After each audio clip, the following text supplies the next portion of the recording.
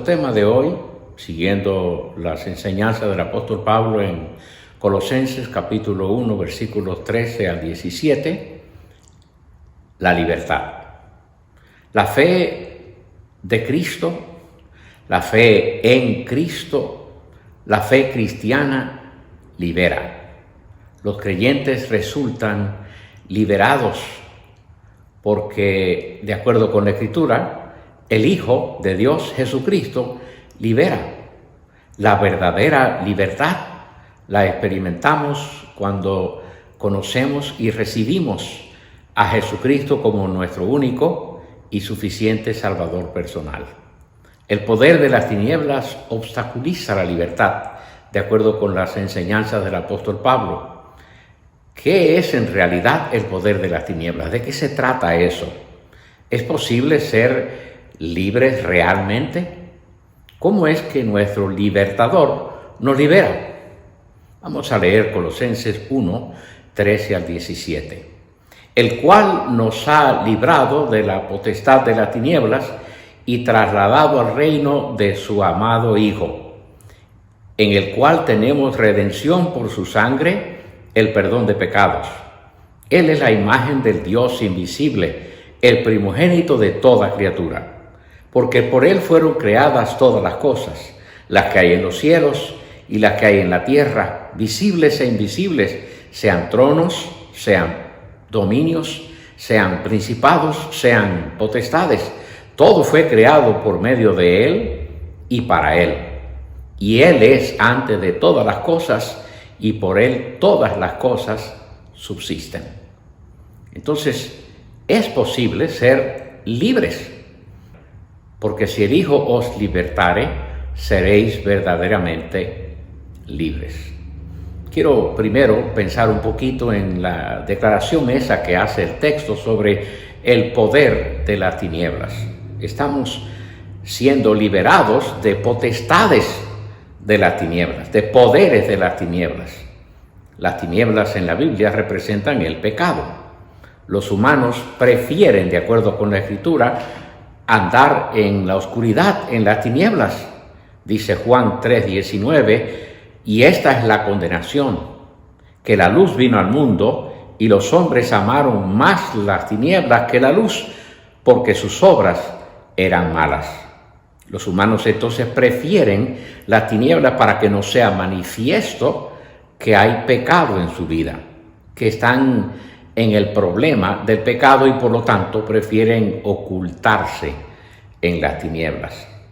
El pecado esclaviza. Es clara la enseñanza en toda la Escritura, inclusive la declaración específica. El que peca se constituye en esclavo del pecado. El pecado ciega. El pecado intensifica la oscuridad del que ya, de hecho, está en las tinieblas. El pecado hace que la persona pierda la capacidad, la percepción visual. La Escritura dice que los sabios evitan las tinieblas. El apóstol Pablo escribe en Efesios capítulo 5, versículo 11, y no participéis en las obras infructuosas de las tinieblas, sino más bien reprendedlas. Los sabios se alejan de las tinieblas, evitan andar en las actitudes tenebrosas del pecado. El poder del pecado fluye a través de los gobernantes de las tinieblas, de acuerdo con la Escritura. Son espíritus malos que gobiernan, que dominan, que controlan, que provocan, que incitan. Pero todos tienen su medio de operación en las tinieblas. Pero de acuerdo con la Escritura, Jesucristo nos habilita para vencer esa batalla.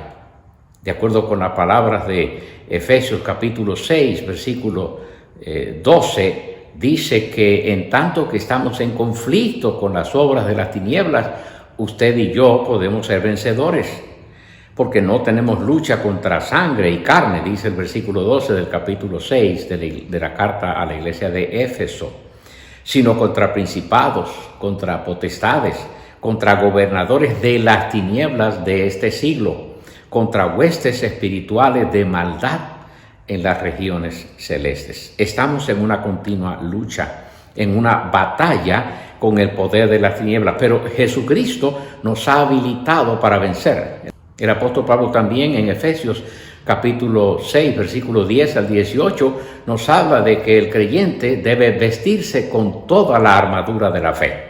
Y la armadura de la fe tiene su fundamento en la Escritura. En el Antiguo Testamento, la enseñanza de Dios a través de Moisés para el pueblo es que graben la palabra de Dios en sus mentes y en sus corazones. En mi corazón he guardado tus dichos para no pecar contra ti.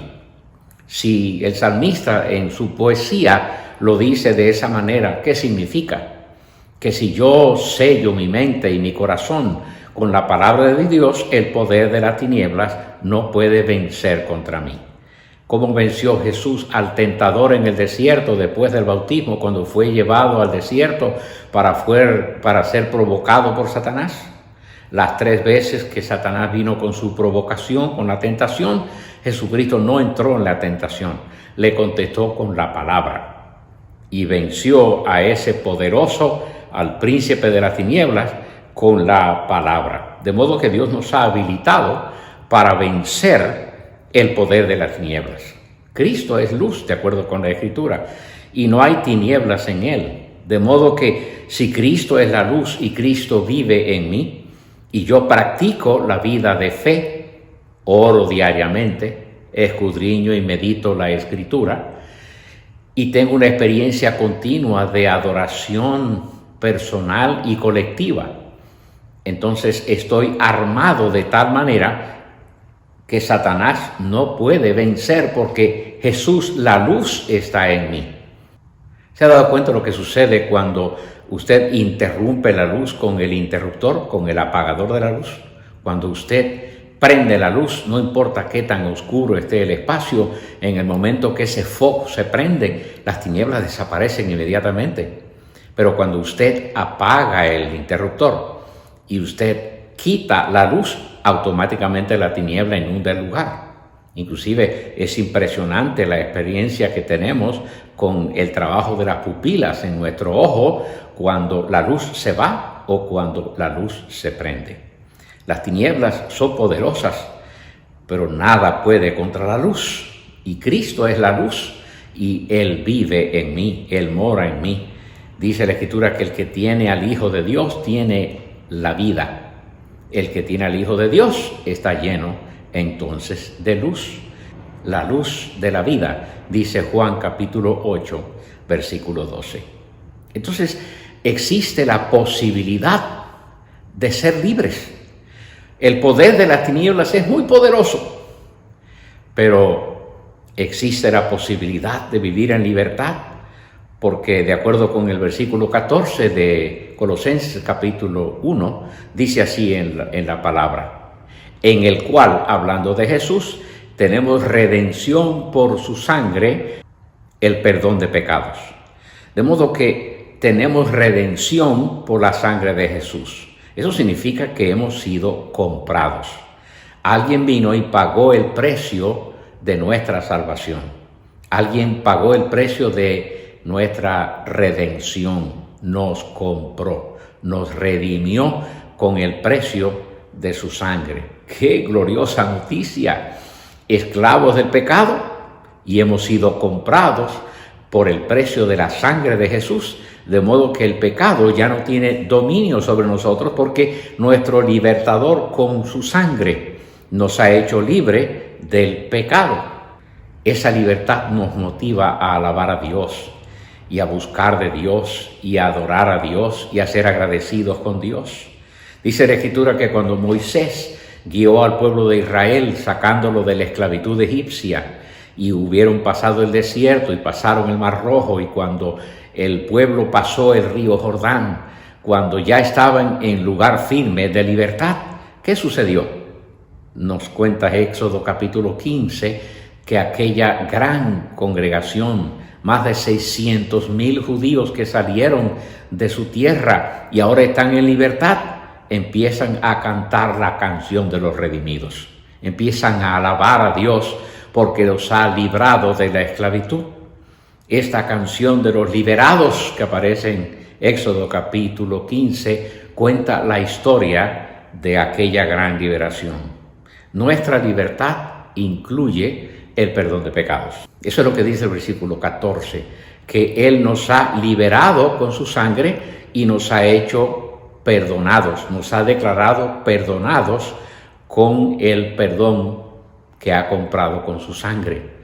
De modo que ahora el creyente que vive en esta experiencia de perdón puede hacer la cuenta y considerar cuánto le costó a Cristo mi pecado y qué tanto costó el precio para que yo sea salvado de mi pecado. La cuenta quedó resuelta, la cuenta quedó pagada. No importa qué tan grande sea la cuenta. La palabra dice que el acta de nuestros pecados que nos era contraria, esa lista de nuestros pecados que Satanás nos humilla con ella y que va ante Dios para acusarnos con ella, esa acta fue clavada en la cruz del Calvario por nosotros antes de haber nacido, antes de que estuviéramos en este mundo, antes que incurriéramos en el pecado. Dios, en su conocimiento perfecto, en su conocimiento eterno, desde antes que las cosas sean, Él ya clavó el acta de tus pecados y de mis pecados en la cruz del Calvario. Aquella acta ya fue considerada en el Calvario. Los pecados fueron perdonados por la sangre derramada en el Calvario. Y tú y yo hoy podemos respirar con conciencia descansada porque nuestros pecados han sido perdonados. La cuenta quedó pagada. ¿Qué significa eso? Una vez que tu pecado fue perdonado, cuando pasaste por el juicio y se te liberó de tu pecado, nadie puede volverte a juzgar. Tampoco Dios te va a volver a someter a juicio cuando ya fue cobrada tu culpa en la cruz del Calvario. ¿Quiénes se benefician de esto? Los que han recibido a Jesucristo como Salvador único y suficiente. ¿Tienes a Jesús en tu corazón? Tus pecados han sido perdonados. Y ahora aprendemos a caminar con Jesús en una vida de gratitud. No se nos puede volver a acusar o juzgar por los pecados que Jesús ya pagó en la cruz y nos ha perdonado. La promesa de redención fue dada desde hace mucho tiempo. Génesis capítulo 3, cuando Dios confronta al hombre con el tema del pecado. El hombre se siente condenado y está escondido y no puede presentarse ante Dios. Pero Dios llama al hombre, resuelve el problema y hace una promesa. De esta mujer nacerá, de su descendencia nacerá uno que pagará el pecado de todos los pecadores.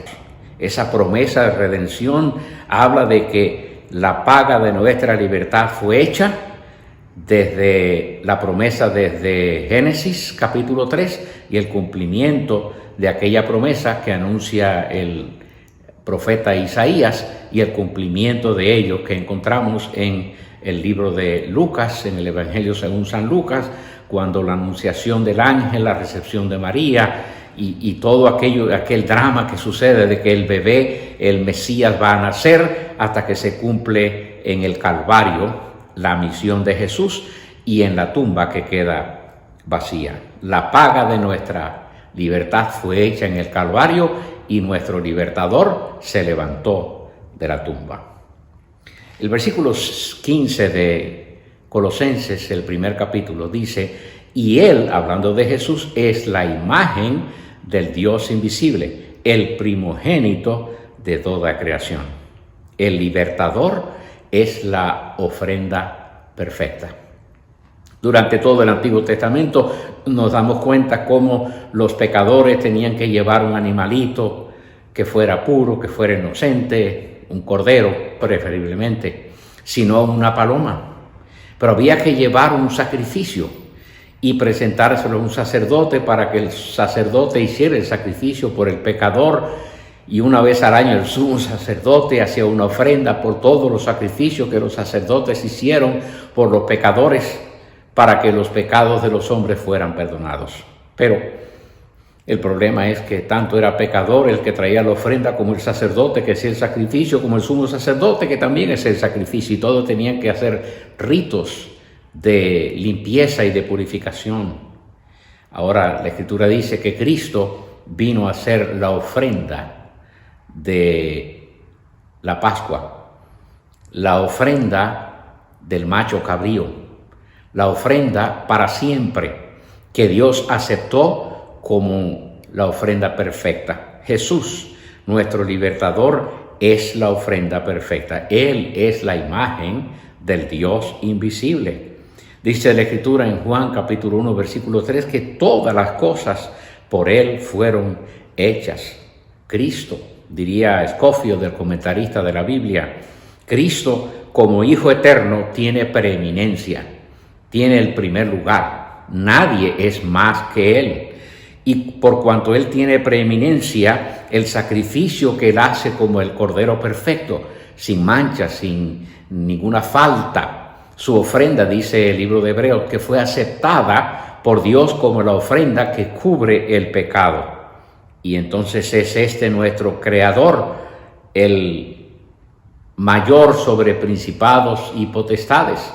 Sí, hay un gran mundo de oscuridad lleno de ejércitos diabólicos que nos rodean, que están en el aire, en el espacio, por donde quiera. Pero Jesucristo es mayor que todo eso. Dice la palabra que mayor es el que está en nosotros que el que en el mundo está. El diablo y sus principados y sus potestades no representan nada cuando usted tiene a Jesús en su corazón y gira alrededor de nuestro Señor. Porque Él es el creador de los principados y potestades y todos están sometidos a sus pies. Satanás creyó que había logrado una gran victoria cuando Cristo entregó el Espíritu en la cruz. Pero Satanás tuvo su terrible derrota cuando el Cristo que anunció que en 3 días se levantaría, se levantó. El infierno no lo pudo detener. Los principados y las potestades y las huestes espirituales de maldad en las oscuridades no pudieron detenerlo. Él es nuestro creador y Él está por encima de principados y potestades y de todos los poderes de las tinieblas. Por lo tanto, nuestro creador, que está por encima de todos ellos, dice Efesios en el capítulo 1, versículo 12, nuestro Señor está por encima de todos ellos. Él ha triunfado sobre ellos, dice Colosenses capítulo 2, versículo 15. Jesucristo salió el triunfador sobre todos ellos. Entonces el poder de las tinieblas no puede contra Cristo. Si tú vives tu vida en Cristo, si tú te posicionas en Cristo, si le das a Él el trono y el reinado de tu vida, el poder de las tinieblas no puede contra ti. No te apartes de Jesús, no te separes de Jesús, no dejes de orar, no dejes de meditar en la Escritura de día y de noche, no dejes de cultivar tu experiencia continua de adoración al Señor.